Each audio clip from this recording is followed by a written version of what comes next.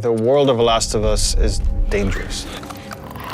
Unless you're living in a protected area, there is something lethal around every corner.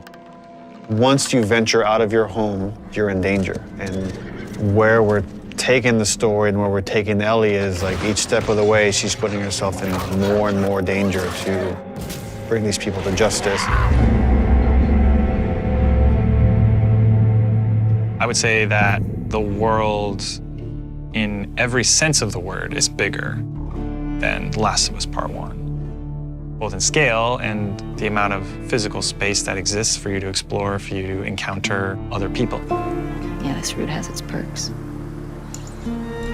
Our hope is to make every corner a challenge, make every decision hard for Ellie. And so we do that not just in the gameplay you experience, but also in the level design. So part of that is making certain experiences really hostile, be it through weather or through rivers or craggy cliffs or slick snow. But we also use it in terms of how blind the player is. Like, what can they see? How safe do you feel? Can you see a threat coming around the corner? You never know if the bullets in your gun are going to be enough. You never know if you can stop and bandage your arm. You can never fully breathe. And we want you to be in alignment with Ellie, who can never fully breathe when she experiences this trauma. For Jackson specifically, we wanted to make it feel like a very close-knit kind of community that's focused on family, focused on sustainable ways of living. I obviously have the hydroelectric dam generator that's powering the town, so we have electricity in Jackson, which is not something that maybe players would expect to see in the world. But given that we're further in time, we wanted to show that there are certain people dedicated in the world to rebuilding a life that doesn't revolve around killing people and scavenging. As you walk around the town, you can hear kids laughing. You could see people going into restaurants and eating, and it's a very kind of tranquil town. Now, we know there's all these horrible things happening outside the walls, but they've been able to protect the innocence of this town. Jackson, in many ways, represents what is at stake for our characters, a life of peace and relative comfort, a life where you can fall in love, a place where children can play and it's okay. And I think when we were looking at building out Jackson, it's like, okay, how many of those moments can we represent? What's awesome about the world of The Last of Us is it shows just how precious the things that we take for granted in our everyday lives, how precious those things really are.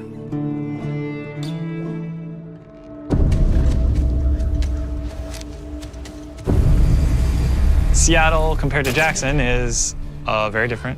It's more of a war zone, I would say. Part of the interesting thing with Seattle or the Pacific Northwest is that there's all this rain and all this foliage and wildlife, and it's this very lush area that if someone were to settle down, it'd be a pretty good place to settle down just as far as the kind of fruit you can scavenge, the animals you can hunt. And then because it is so lush, because it is so teeming with resources, is why there are multiple factions trying to fight over those resources. One faction you run into in Seattle is the Washington Liberation Front. When the outbreak happened, the military took some pretty drastic actions and quarantined parts of the country. And this was their way of protecting the population that has survived this horrendous outbreak. And because of that, it led to rise of these resistance groups. And in the first game, we saw the Fireflies. And we heard about other groups, and in this game we get to see, here's another group that rose called the Washington Liberation Front that was able to defeat the army and thereby take over a lot of their equipment. And they're this very militaristic faction.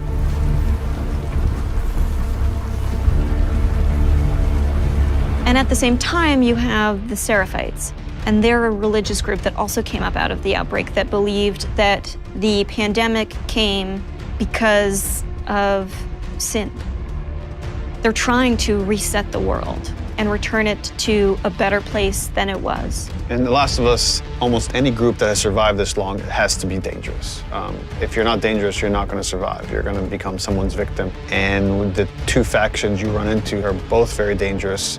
The WLF has a lot of military equipment, that they're able to use the defense area, and they have large numbers, whereas the Seraphites are very quiet and stealthy and able to use the large amount of foliage to their advantage, and they fight more in this kind of guerrilla warfare.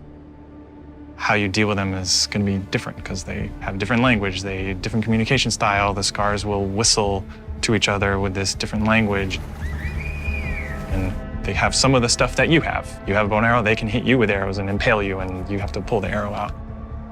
They have big sledgehammers and melee weapons. The WLF, they have trained dogs that will sniff and attack you.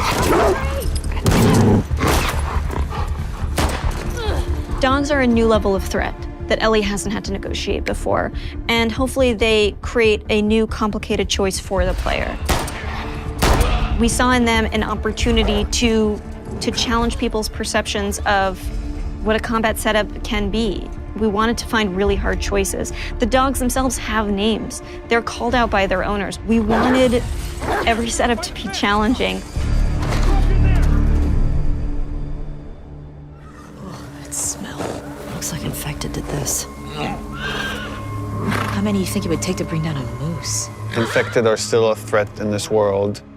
We wanted to take first our basic classes that we had in the first game and say, okay, what's different about them now? So we'll have scenarios where way more runners, like we can have hordes sometimes of runners coming after you, and it might be about just escaping because the odds are just overwhelming.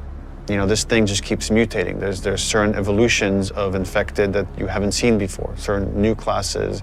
There's the Shamblers, which kind of have these exploding acid clouds when you get near them.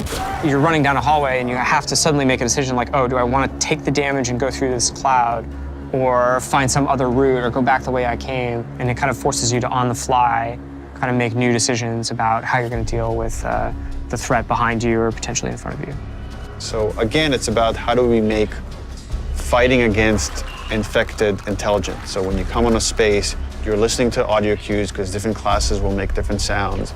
If you just go in guns blazing and throw caution in the wind, you could easily get overwhelmed and regret that strategy. That level of uncertainty and instability is something our characters have to carry with them every day as they go out into the world to protect the people they love most. And that threat is banging on their door every day. I really hope you make it.